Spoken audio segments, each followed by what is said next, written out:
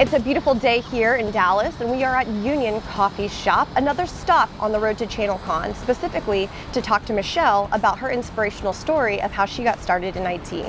Before I got into IT, I was a flight attendant, so I did that for 5 years. In addition to that, I also worked in the training department, and I would help put together like curriculum and training videos and things of that nature. I was looking for something that was a little more mentally stimulating, and something that I really appreciate about IT is there's endless possibilities and endless problems that you can solve. You can never really get bored with IT because there's always something that can keep you occupied with it. Right now, what's most satisfying to me is realizing my own capability to learn, and especially to learn within this field.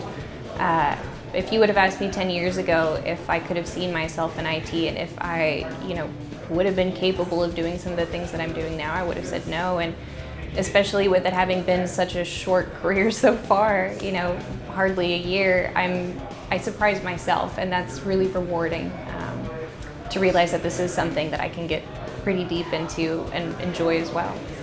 If I were talking to a group of girls that were coming straight out of high school or straight out of college, I would say challenge yourself. A lot of the time people or society can put women in a box, and they could say that, we're only capable of so much and we can only go so far.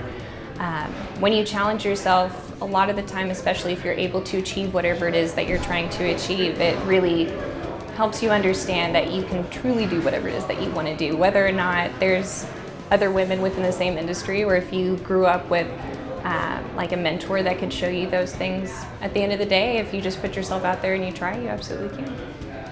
That was a great and inspirational story from Michelle, and if you'd like to share your story, do so in the comments below.